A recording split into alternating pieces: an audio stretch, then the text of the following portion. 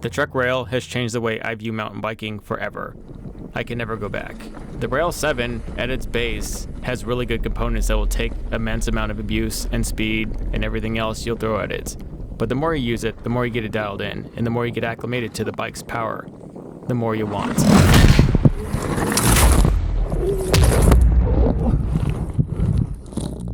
In order to unlock what this bike is truly capable of, we'll have to go bigger. I slightly regret not getting the Rail 9.9, but for all that many thousands of dollars more, it can't be that much better than the 7, especially if I match its components and maybe do a few other things.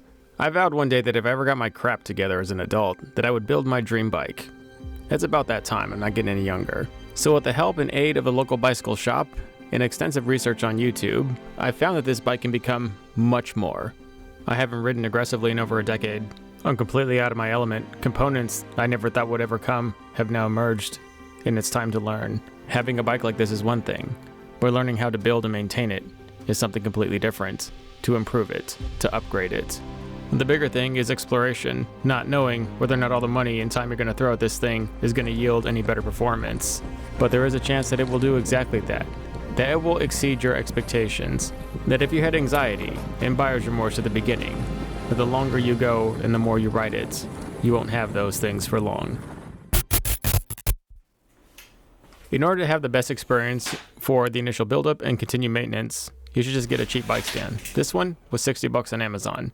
Worth its weight in gold. And even in today's time, the tools that are meant to put this thing together are quite basic. I got this toolbox for pennies of what it would cost to get a park tool equivalent, and it's really all I'll need. The only additional tools I'll need is a lock ring tool Gen-4 for the Bosch CX line, torque wrenches, and something to cut the fork tube, all of which can be purchased separately.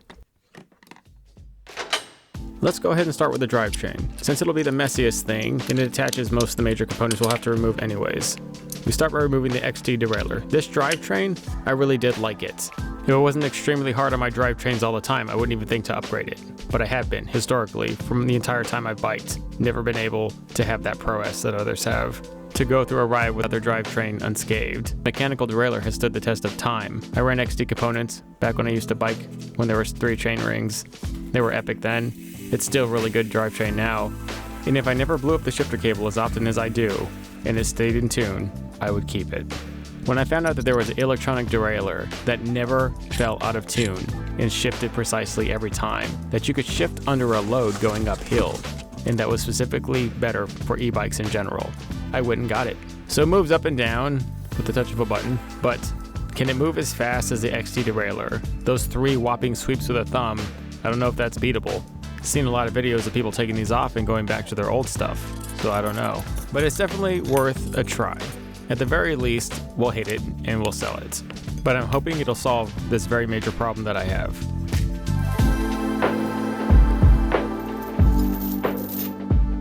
For the sake of simplicity, I went with SRAM's entire proprietary system on this. Now I think I probably could have just used these cranks because in the app it just tells you how much chain to cut out for the certain teeth of chainring. Unless for some odd reason SRAM's XOT type chain doesn't want to work on regular chain rings. But I don't mind having a spare set of cranks, it just means I have one less part to buy when I build up another bike. One part you will have to buy is a Gen-4 lock ring tool, but I'm pretty sure you can buy the Gen-2. As long as it has 8 notches, it's going to fit, and you can find them a lot cheaper on Amazon.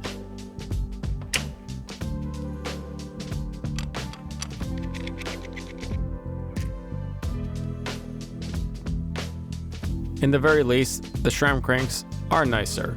They have self-pulling cranks. But one thing I will note is that the chain guard is janky. It does not feel solid. And I feel it might snap off the minute it hits a rock anytime. But love it or hate it, it's installed. And there's no turning back now. The next major upgrades we will be doing is suspension. And not just higher level suspension, more travel. 165 in the rear, 170 in the front. Shout out to Rob Rides e-mtb, his channel. He did a few videos showing that this mod could be done on the rail and rather successfully. So because he did all the work and testing for us, we know that 170mm Trek rail is possible and that it's going to be epic. He also had a coil shock on there and it still climbed with really impressive fashion. So we're gonna go ahead and duplicate that. He used the Olins, but we're gonna go ahead and use a DHX2. We got the correct tension spring for my weights, and now we have high and low speed compression as well as an oil reservoir for more volume. I also got one of these because I didn't know if I would like the coil more than the air, but that'll probably have to wait for another video. It's not that this shock isn't great. It does work well as long as you don't go off anything that requires high speed compression. I mean, you can really feel it. I racked myself right there. I'm not going to go through that again. This shock will come stock with through axles and bushings that already fit the frame, so you will have to get the equivalent for any shock that you buy. And it has to be the same length. The stroke length is different from the overall length of the shock. The stroke length in this shock is deeper than the stock stroke length of the current shock. In a lot of air shocks, you can actually change the stroke length internally, but you have to figure out how. You'll also have to buy the correct bushing kits. Fox generally gives you those vanilla inserts stock, but then you have to buy the bushing kit, which will come with more vanilla inserts. And then those black spacers, which you have to have an O-ring between the insert and the spacer. And then this little top cap with 4 unique balls that pin against the actual washers for the bearing, which you have to torque down to a certain Newton meter strength. And we plan to match the travel in the front with the rear, which will change the geometry. But luckily, the Trek rail has these minnow links in the back. It's meant to steepen the geometry so the bike can climb better, but in this case, we're going to be evening the geometry back out to stock. The current stock fork is a RockShox Domain RC, and it works really well once it's tuned properly. It has low speed compression and low speed rebound, which offered a very good feel over moderate terrain like this. But once it got a little rough and deep where there was a big hit, you could definitely feel the need for some high speed compression. So we're gonna go ahead and get a fork that does that. One of my favorite things about this bike is the knock block headset, which keeps the fork from bashing into the frame. And it comes with sealed bearings. There's absolutely no need to upgrade it. Just a simple transfer from one fork to the other. This ring will just pry off very easily as long as you pry it in very small strides evenly around. It should come right off and reinstall on the other fork with just your hand. Now for the fork we chose, this one. The orange I could probably do without, but it was one of the only Fox 38 E-Tune 29er forks left out there online for a reasonable price, so I jumped on it. This was 170mm of full travel. It was razor close between e-optimized Fox 36 29er and this one, but the idea of a fully Fox rig 170mm Trek rail must be achieved. I've got to try it. Even though the Fox 36 would have been a lighter fork, the 38 is still lighter than the Domain, so we're still winning. Now all we have to do is just measure the head tube and make sure it's the exact same fit for the next one. As for cutting it, just get a hacksaw or a bandsaw and cut that friggin' tube. A lot of these like bike mechanics that do these videos are really whimsical, and it's a bunch of nonsense. It's just a stupid tube. Cut it, file it, and stick it in the bike, but not before forgetting to put in the star nut. Now there are probably better ways. That is one thing you should take somebody else's advice. My way was just really very ruthless and raw. The one thing that the E-Tune bikes have is that 68mm crown mostly. This one only had a 58, so it's less aesthetic on the bottom, but who cares? That process was actually very easy. For a skilled person, you'll get that done in 20 minutes. For an average individual, an hour. The bike's really starting to take shape now, that we've got the handlebars on. We've got all the major components to start putting all the smaller stuff on.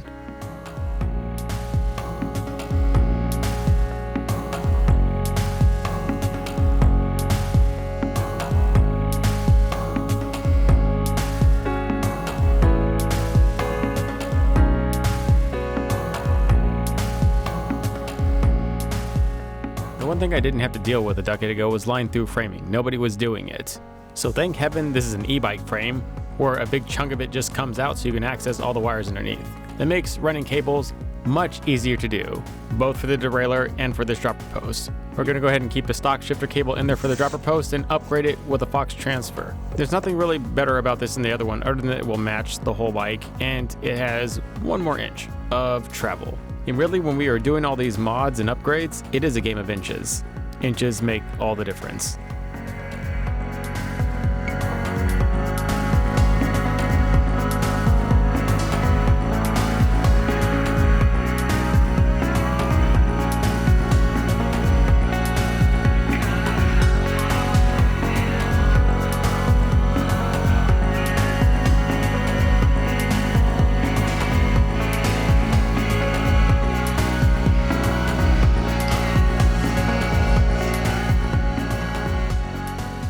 Kept most of the stock components. The SRAM DB8 brakes were quad piston brakes. The only thing I'm going to upgrade on the brakes is the rotors. And I upgraded the dropper control, but it's more of a cosmetic move at best. But one of the most major upgrades, in fact, probably the most important one, if you had to choose one expensive upgrade that you were going to do on the Rail 7, it would be carbon rims. Carbon rims smooth out your ride and make the bike much more responsive just by themselves with everything else stock.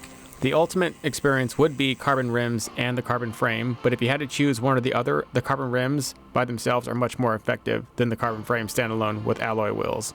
I began to transfer the stock rotors onto the new rims, but then later on got new rotors.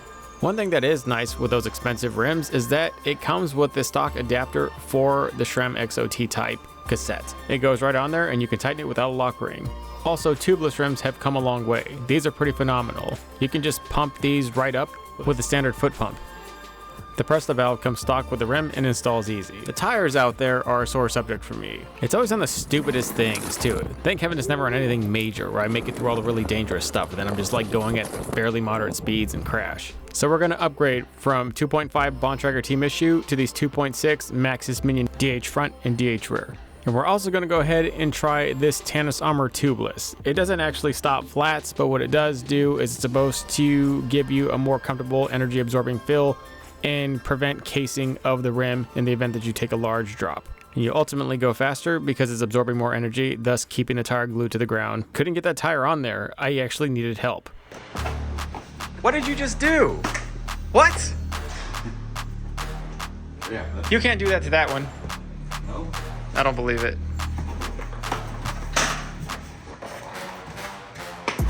Maybe we just have really strong hands.